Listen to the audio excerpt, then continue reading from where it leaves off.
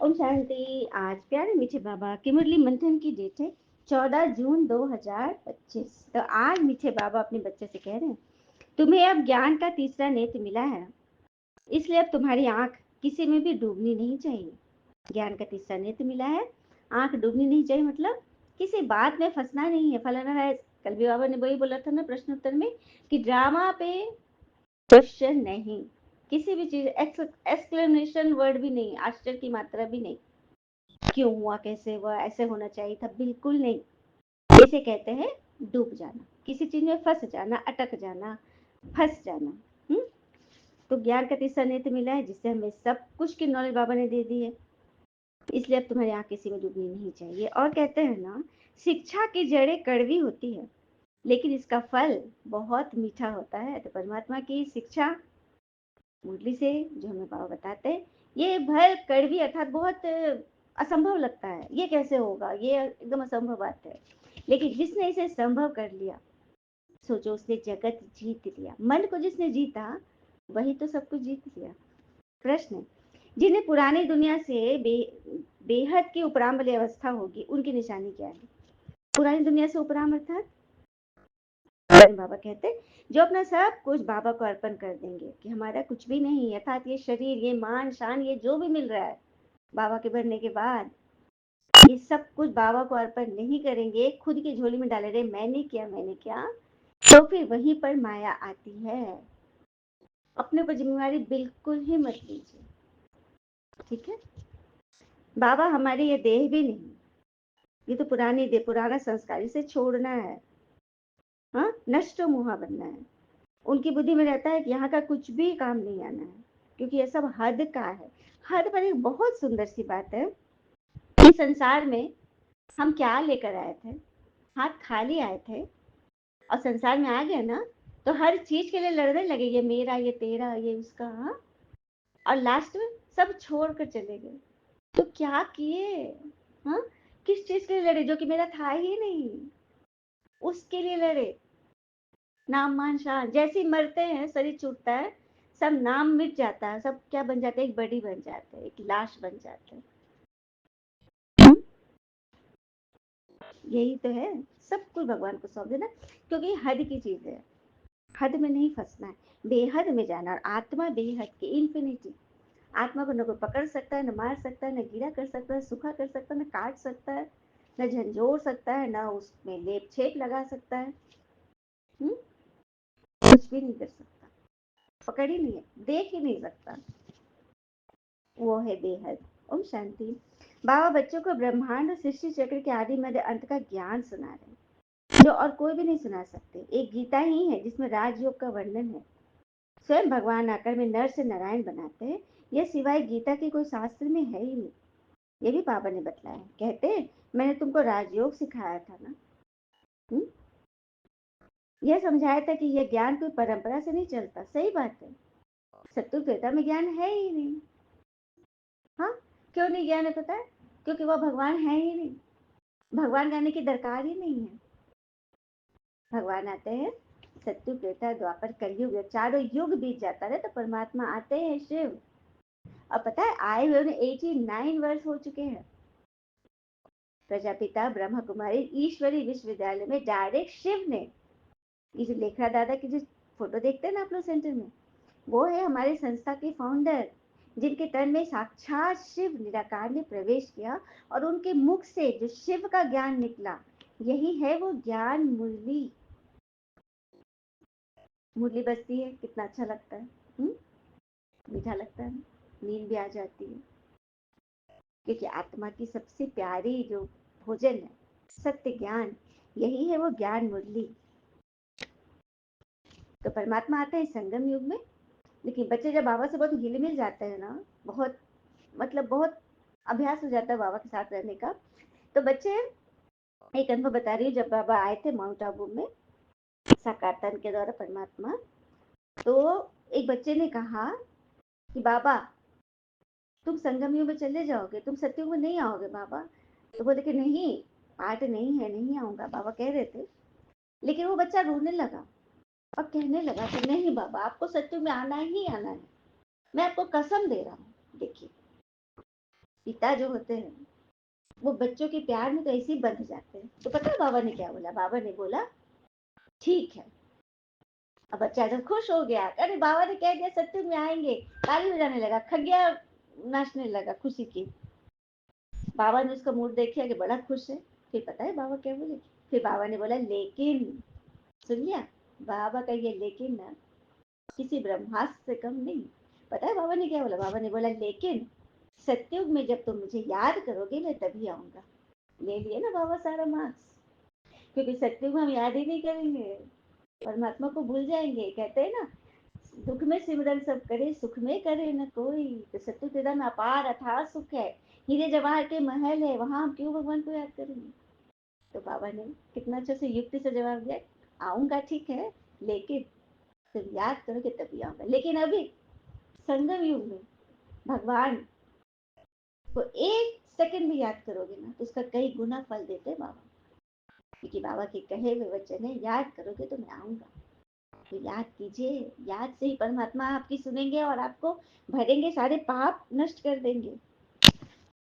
और याद करने के लिए इस ज्ञान से जुड़ना पड़ेगा, क्योंकि पहली सब्जेक्ट ही ज्ञान है, दूसरा है योग, तीसरा है धारणा, जीवन में उतारना, और चौथा सेवा। जब ये तीन सब्जेक्ट पूरी हो जाएगी, ज्ञान योग सेवा, तो धारणा अपने आप हो जाएगा, सेवा अपने आप हो जाएगी, आपको करने की जरूरत नहीं होगी। आप कुछ नहीं बोले, किसी को ज्ञान नहीं सुना रहे, परमात्मा परिचय भी नहीं दे रहे, आप चुपचाप घर में बैठे हो, लेकिन आप ज्ञान योग धारणा में जब होगी ना तो आपके अंदर से वाइब्रेशन कैसे निकलेगी? वाइब्रेशन कैसे निकलेगी? प्योरिटी की, विशाल हृदय वाली, आकाश तत्व की, शीतलता है जल तत्व की, एडजस्टेबिलिटी, हाँ, कीचड़ों को सब भस्म कर लिए, अग्नि देव की आपके अंदर सामर्थ्य होगी, पृथ्वी की तरह सहनशीलता होगी, हाँ, हवा की तरह डबल लाइट होगी, तो आपके अंदर से क्या एनर्जी जनरेट होगी? प्रकृति में क्या जाएगा? वही तो सेवा है, वही तो सेवा है। जब ये धारणा ही होगी तो अपने आप सेवा हो जाएगी। और कहते हैं ना, जब कोई स्टेज पर, कभी बाबा ने बोला था ड्रामा के एक्टर हो, तुमने पूरा तरह से जन्म लिए हैं, इस ड्रामा से कोई निकल नहीं सकता, हाँ, शांति धाम चलने की तैयारी करो, बोलते हैं ना बाबा। तो कोई भी स्टेज पर हम लोग ड्रामा करते हैं तो सबसे पहले क्या बोला जाता है? समझिएगा, स्टेज पर सिनेमा में शूटिंग में अगर देखे होंगे, क्या क्या होता है? लाइट, कैमरा, एक्शन, यही होता है ना, लाइट कैमरा एक्शन। क्योंकि लाइट सबसे पहले पहुंचती है, तो आत्मा की लाइट अर्थात मन, मन के संकल्प। फिर दूसरा है कैमरा अर्थात बुद्धि, बुद्धि ने, इंटेलेक्ट ने देखा, वो हो गया आपको कैमरा। तीसरा है एक्शन अर्थात कर्म। तो मन बुद्धि संस्कार, ये तीनों चीज जब परफेक्ट लाइन पर ईश्वरी श्रीमत पे चलेंगे तो फिर आपका शो तो हिट होना ही होना है। जब तक मन में कुछ, बुद्धि में कुछ और कर्म कुछ, तो फिर शो तो चलेगा ही नहीं, चलेगा, उस पर पत्थर और टमाटर और सड़े गले सब्जियां ही पड़ेंगी, फ्लॉप हो जाएंगे आप। निकलना है ना लाइट कैमरा एक्शन से, लाइट रहिए, मन से अच्छे अच्छे संकल्प कीजिए, उसके लिए ज्ञान बहुत जरूरी है, ज्ञान के बाद योग, धारणा, सेवा, ये सब बस करते चलिए, फिर आपका शो तो बस हिट होना ही होना है। ठीक है, सुपर डुपर हिट, तो ऐसे करना है। ठीक है, बाबा आकर एक धर्म की स्थापना करते हैं, बाकी तो सब विनाश हो जाते हैं, क्योंकि सत्युग में तो कोई साथ साथी रहता नहीं। साथ साथ लिखे ही गए हैं भगवान को याद करने के लिए, कि उनको पढ़ते हैं तो हम ईश्वर की याद में रहते हैं, ताकि कुछ तो अच्छा पढ़े, ताकि उनको याद कर पाए। लेकिन ये भी होता, पढ़ रहे हैं लेकिन मन तो कहाँ ना कहाँ भटक रहा है, कहीं ना कहीं का शेयर कर रहा है। इस पर भी सुंदर सा प्रसंग था। एक बार गुरु नानक जी, जो इतने बड़े एक ओंकार के मतलब अनुयायी थे, परमात्मा को इतना मानते थे, एक नवाब था, उसने कहा था कि आप नमाज नहीं पढ़ते हो, तो आप, भगवान तो सर्व धर्म संभव है, हाँ, ऐसे से बोला, तो बोला ठीक है मैं पढ़ूंगा। और नवाब उनको ले गए नमाज पढ़ने के लिए, बिछाया, क्या बिछाते हैं वो लोग, उस पर बैठे। और गुरु नानक जी जब, वो भी तैयार था पढ़ने के लिए, जब वो पढ़ना शुरू किया, गुरु नानक जी उनको बार बार देखे ध्यान से और अपना चटाई मोड़ करके उठ के बैठ गए। उसने नवाब ने देख लिया कि गुरु नानक जी तो नमाज नहीं पढ़े, तो जब उसने नमाज पढ़ लिया तब उसने बोला गुरु नानक जी से कि आप तो कहते हैं कि मैं तुम्हारे साथ नमाज भी पढ़ूंगा, लेकिन आपने तो पढ़ा ही नहीं। तो गुरु नानक बोल रहे हैं, हाँ मैं तो नहीं पढ़ा, तुमने देख लिया, लेकिन तुमने पढ़ा क्या? मैंने नहीं पढ़ा, मैंने तो पूरे पूरे उसके नियम पालन किए, सबने देखा कि मैं नमाज पढ़ रहा था। तो गुरु नानक मुस्कुरा रहे हैं, सबने तो देखा कि तुम्हारा शरीर नमाज पढ़ रहा है, लेकिन तुम्हारा मन क्या कर रहा था पता है? तुम्हारा मन तो अरब में जाके घोड़े खरीद रहा था। तब उसको विचार आया, ओ नमाज पढ़ते पढ़ते मैं तो कहीं और सोच रहा था, तो क्या ये सच्ची बात है? इसीलिए साथ शादी बने, ताकि हम उनमें ध्यान लगाए, लेकिन फिर भी शरीर पढ़ रहा है, आत्मा तो पढ़ ही नहीं रही है, तो फिर शक्ति कैसे मिलेगी? आत्मा स्नान कैसे करेगी, धुलेगी कैसे? तभी तो परमात्मा को आना पड़ा है, आत्मा को धोने के लिए। तो गीत है ना भक्ति का, मैली चादर ओढ़ के कैसे द्वार तेरे आऊं। तो कौन सी चादर मैली है, जबकि हमें पता है भक्ति पूजा मंदिर में हम स्वच्छ कपड़े पहन कर ही जाते हैं, चाहे गरीब से गरीब भी हो, लेकिन गंदे कपड़े में, पहने हुए कपड़े पहन नहीं जाता है। घर में भी पूजा रूम में हम नहा धोआ कर ही देवता को चंदन टिकट लगाते हैं।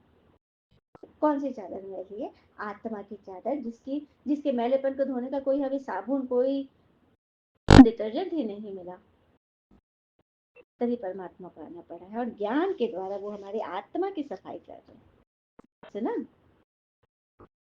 फिर बाबा ने बोला कि मैं आकर सनातन देवी देवता धर्म की स्थापना कर रहा हूँ, हम मनुष्य देवता बन रहे हैं। मनुष्य देवता बनने वाले बच्चों में दैवी गुण दिखाई देना शुरू हो जाएंगे, उनमें क्रोध का अंश भी नहीं रहेगा। लेकिन क्रोध पे एक बात बोलूंगी, कृष्ण जी ने भी तो सुदर्शन उठाया था ना, सुदर्शन जब अति हो जाता है ना, तो उसको रोकने के लिए, उस बीज को काटने के लिए शस्त्र उठाना पड़ता है। शस्त्र कोई हिंसा की बात नहीं है, वाणी से कठोरता से उसका दमन करना है, लेकिन अंदर प्रेम का सागर उमड़ता रहे, और ये हर दिन हर रोज नहीं होना है, ठीक है? नहीं तो वो आपकी आदत बन जाएगी, ठीक है? तो पापा तो वही कहते हैं, क्रोध हुआ लेकिन इतनी देर तक रहे जितनी देर तक पानी में लकीर खींचते। बच्चों को भी धूप बीच बीच में उनको झिड़की देनी पड़ती है। आप कुछ बनाते हो, अचार वगैरह कुछ भी, मुरब्बा, उसको बीच बीच में धूप दिखाना पड़ता है, बीच बीच में, हर दिन नहीं, खराब हो जाएगा, हर दिन धूप से भी वो काला पड़ जाता है, ठीक है? इसीलिए संभल कर करिए और युक्ति से करिए, ठीक है? फिर बाबा कहते हैं, कई बच्चे ना बहुत क्रोध आता है झट बाबा को लिखते हैं, हमने क्रोध कर लिया, विकर्म कर लिया, बाबा क्षमा करना। तो बाबा कहते क्षमा आदि होती नहीं है, बाकी आगे से ऐसी भूल नहीं करना, ये ग्रामर में नून था। और बाकी टीचर कोई क्षमा थोड़ी करते, स्कूल में टीचर क्षमा करते हैं क्या? कहते हैं अच्छे मैनर सीखो, यही तो करते हैं। तो इसीलिए बाबा हमें बार बार समझा रहे हैं कि हमें किस तरह से चलना है, क्योंकि पुराना मकान टूट रहा है और नया मकान बन रहा है, तुम्हारे हाथ में, जितनी जल्दी बनाओ। बाबा ने श्याम और सुंदर का भी राज समझाया है, तुम भी समझते हो, अभी हम सुंदर बन रहे हैं, पहले श्याम थे अर्थात आत्मा काली थी, अभी गोरी बन रही है।